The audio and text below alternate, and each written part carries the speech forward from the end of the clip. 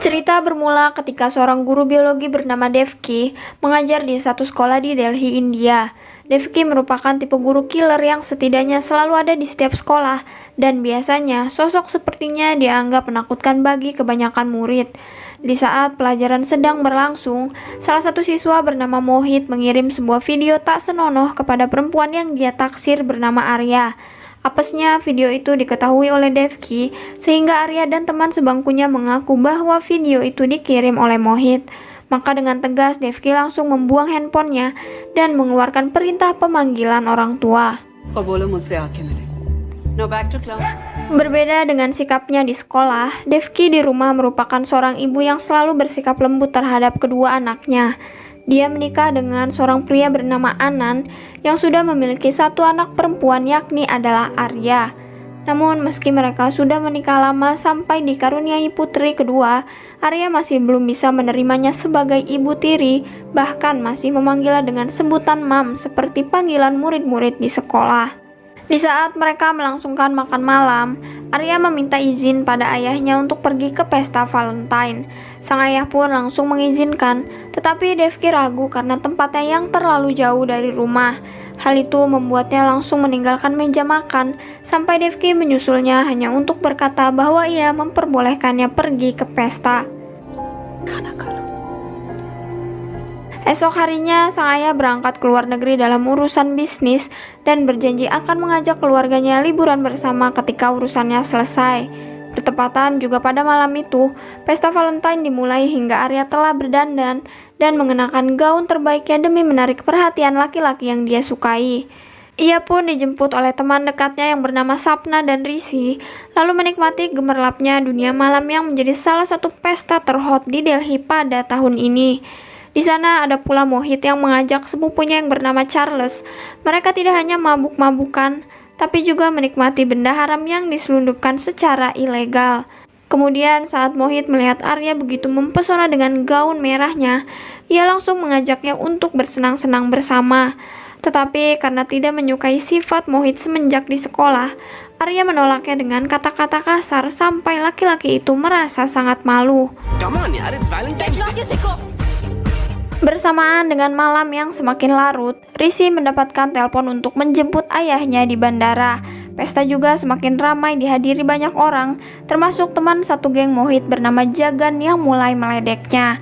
Alhasil, Charles pun berniat membantunya menjebak Arya dengan memberikan obat tidur di dalam sebuah minuman. Namun, perbuatan jahat itu berujung salah sasaran ketika minumannya justru ditenggak oleh Sapna. Akibatnya, Sapna merasakan efek ngantuk luar biasa, meskipun Arya menduganya hanya karena terlalu banyak minum. Hal itu membuatnya memesan taksi untuk segera pulang, dan tidak lupa ia juga mengabari Devki bahwa akan sampai di rumah sekitar 40 menit lagi. Namun sebelum taksi itu sampai,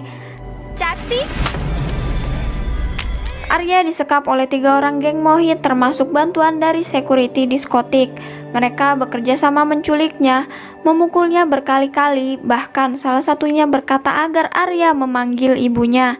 Lalu saat ia mulai kehilangan kesadaran, mobil pun berhenti untuk melemparnya di sebuah selokan.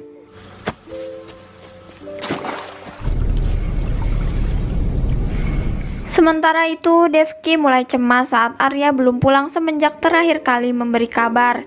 Ia pun memutuskan untuk menyusulnya dan bertanya pada beberapa muridnya meskipun tidak ada yang tahu di mana Arya berada. Maka dengan perasaan yang panik, ia pergi ke kantor polisi di jam 3 pagi sambil menjelaskan kronologi yang menimpa putrinya. Namun raut cemasnya bahkan nggak membuat polisi simpati, melainkan masih berkata bahwa ini adalah malam Valentine, malam di mana remaja manapun pasti akan berpacaran. Pernyataan tersebut membuat Devki sangat meradang, sehingga polisi mulai serius meminta identitas Arya agar mudah dilacak. Tidak selesai sampai di situ, saat Devki keluar dari kantor polisi, ia dicegat oleh pria yang mengaku sebagai detektif terkenal di Delhi. Pria itu memaksanya agar menggunakan jasanya dan menawarkan keberhasilan instan karena ia bekerja atas karunia Tuhan. Tapi orang mana yang percaya ditawari omongan yang sangat ngaco, sehingga ia pun pergi setelah mengambil kartu namanya. Esok harinya, kepolisian menemukan Arya di sebuah selokan dengan keadaan penuh luka. Ia pun langsung dilarikan ke rumah sakit, sampai Devki sangat terpukul melihat kondisi Arya yang sudah sangat kritis.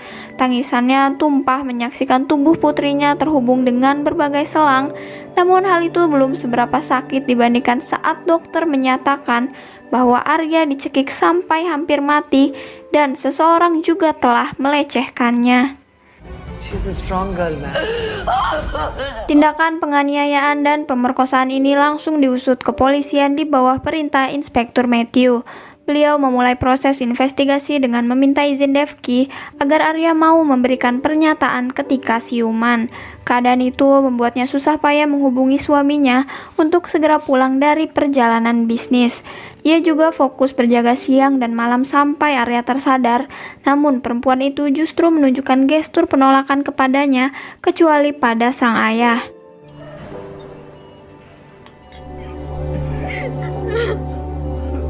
Seiring waktu bergulir, Arya mulai pulih dan mau membuka suara terkait orang yang sudah menyerangnya. Kasus ini pun didalami dengan cepat sampai Matthew menyeret Mohit dan Charles, security diskotik bernama Baburam, juga teman segeng Mohit yang bernama Jagan. Mereka langsung ditahan untuk menunggu proses persidangan. Sayangnya karena Charles merupakan orang berada, dia mampu membayar mahal pengacara agar keempatnya dibela. Ketika persidangan mulai dilakukan, kasus ini menjadi rumit karena ditemukan kandungan alkohol pada tubuh Arya, sehingga pernyataannya dianggap tidak bisa dipercaya. Bahkan dari pelacakan telepon Mohit dan Charles, keduanya terbukti tidak meninggalkan pesta sampai pukul 4 pagi. Padahal saat kejadian itu, HP keduanya memang tertinggal di dalam diskotik. Sementara yang lainnya juga memberikan alibi kuat sampai persidangan harus dilakukan beberapa kali. Puncak dari kasus ini, forensik mengatakan tidak menemukan jejak cairan yang cocok dengan milik keempat tersangka, sehingga hakim membebaskan mereka dari hukuman. Sementara pengacara Arya menawarkan banding, namun Devki menolak karena telah kehilangan kepercayaan terhadap aparat maupun hukum. आप क्या समझेंगे? उम्मीद नहीं रही ना पुलिस से. Di sisi lain, Arya yang belum pulih dari rasa traumanya justru menyaksikan putusan pengadilan hingga mentalnya kembali terguncang. Jangankan untuk mengobrol, Arya bahkan tak sudi melihat wajah ibu tirinya sampai Devki menyadari bahwa mungkin kali ini dia benar-benar kehilangan Arya selamanya. Jelas perasaannya sangat hancur menyaksikan Arya sangat menderita, namun nyatanya Mohit masih berkeliaran bebas di sekolah dan tidak diberikan sanksi apapun. Melihat hal itu, Devki memutuskan untuk mengundurkan diri sekaligus akan mencari sekolah baru untuk putrinya.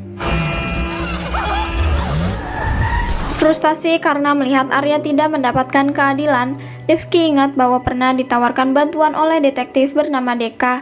Ia pun mendatangi alamat itu sampai Deka bersedia membantunya karena dia juga memiliki anak perempuan dan bisa merasakan apa yang Devki alami.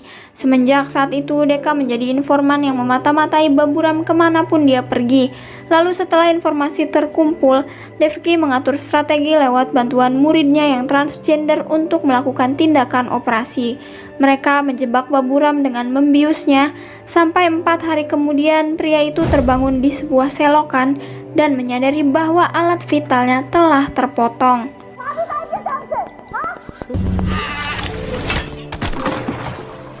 Kematiannya yang tak wajar membuat publik digemparkan sehingga Matthew langsung menuduh Anand sebagai pelakunya. Namun ia juga tidak memiliki bukti apapun, hanya yakin bahwa kejadian ini ada kaitannya dengan dendam pribadi. Sementara itu, Devki masih menemui Deka secara diam-diam untuk mengincar sasaran selanjutnya. Kali ini dia menargetkan Charles dan Mohit, bahkan sudah mendapatkan informasi lengkap dari mulai tempat tinggal sampai kebiasaan Charles yang mengonsumsi minuman berprotein setiap pagi. Mohit juga sering menghabiskan waktu bersamanya karena orang tua mereka sibuk berpergian. Oleh sebab itu, Devki menyiapkan banyak biji apel dan memulai rencana balas dendam tanpa sepengetahuan sang suami. Dia menyusup ke rumah Charles dan menukar minumannya dengan bubuk biji apel yang telah dibuatnya. Lalu keesokan harinya bubuk itu diminum oleh Charles sampai dia kejang-kejang dan mengeluarkan busa dari mulutnya. Berdasarkan penjelasan dokter, Charles keracunan sianida yang terkandung dalam biji apel sampai mengalami kelumpuhan. Sontak hal itu membuat Matthew yakin bahwa Anand adalah pelakunya, tetapi menurut anak buahnya, dia sudah membuntuti Anand seminggu belakangan dan tidak menemukan hal yang mencurigakan.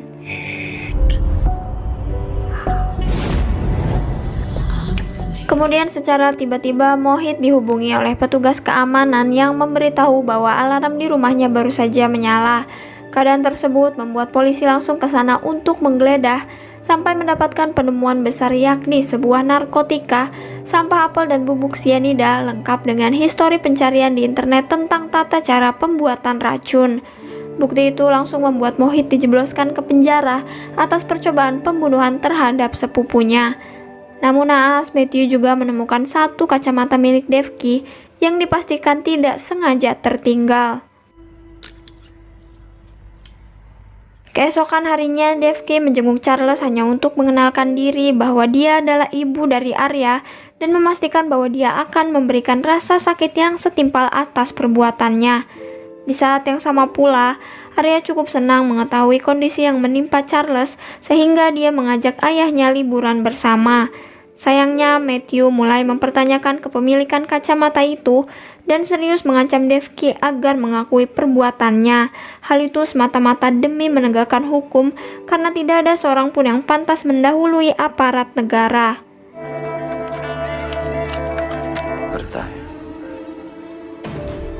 Oleh sebab itu, Devki langsung menemui Deka agar lebih cepat mencari informasi terkait sasaran terakhir mereka. Namun karena Jagan merupakan preman yang sulit dilacak, dia meminta tenggat waktu sampai Devki pulang dari liburannya.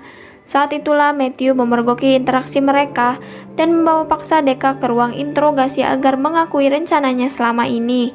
Beruntungnya atasan Matthew menghentikan investigasi itu lantaran tuduhan terhadap Devki masih kurang bukti sehingga takut membuat nama polisi tercoreng. Singkat waktu, Jagan mengunjungi Charles untuk mencari tahu pelaku yang telah meracuninya sekaligus menjebloskan Mohit ke penjara. Maka dengan susah payah Charles menyebut kata mom yang langsung bisa dimengerti bahwa pelakunya adalah ibu dari Arya. Kalimat itu juga menjadi percakapan terakhir mereka sebelum Charles menghembuskan napas terakhirnya. Setelah kehilangan semua teman-temannya, Jagan mulai memburu Devki meskipun pencariannya gagal karena Devki dan keluarganya sedang liburan. Selama itu juga Deka selalu menguntitnya kemanapun dia berada. Namun ternyata insting Jagan cukup peka hingga menyadari bahwa Deka terlibat dalam rencana pembalasan terhadap ketiga temannya. Pukulan demi pukulan dihantam ke wajahnya sampai Deka mulai pasrah ketika handphonenya diambil dan digunakan untuk menghubungi nomor terakhir yang Deka telepon, yakni sebuah hotel di mana Devki liburan. Maka setelah mendapatkan informasi tersebut, dia menembak Deka tanpa tahu bahwa semua itu telah terekam.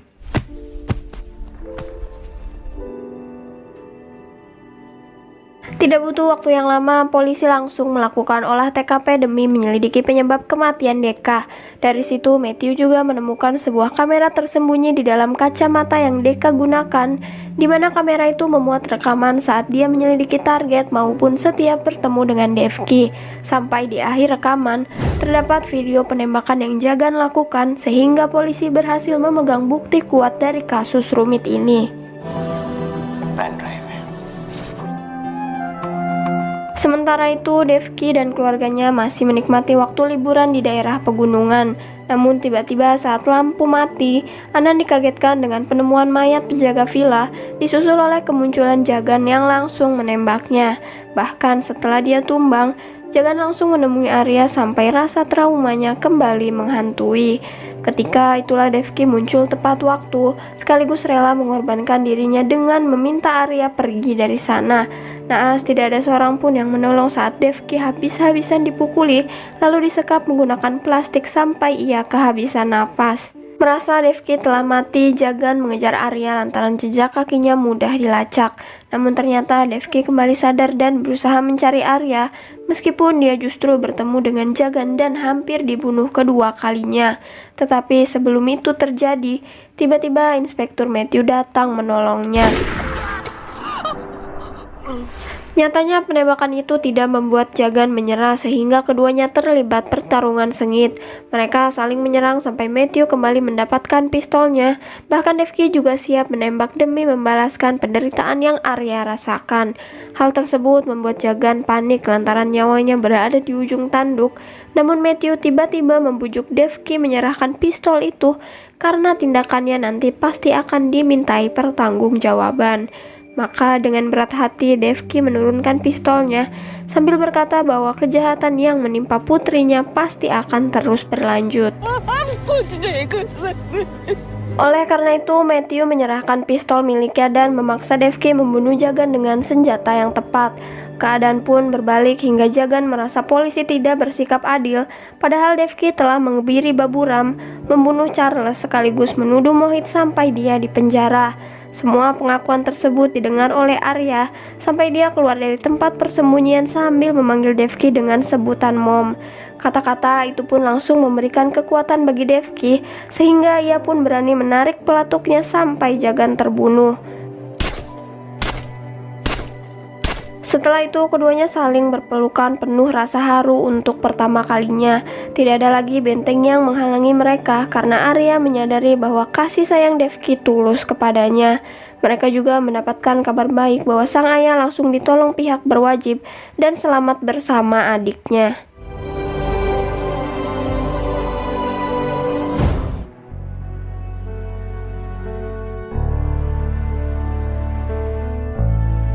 Secara keseluruhan, film ini menceritakan tentang dinamika seorang remaja dengan ibu tirinya, di mana pandangan orang terhadap ibu tiri memang seringnya dianggap jahat, tidak adil dan terkadang kejam.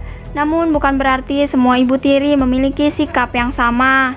Devki adalah satu contoh nyata seorang ibu yang penuh cinta, rela melakukan apa saja demi membalaskan ketidakadilan yang dialami putrinya. Semoga selalu ada pesan baik yang bisa diambil dari film ini. Jangan lupa untuk like dan komen. Sampai berjumpa lagi di video berikutnya.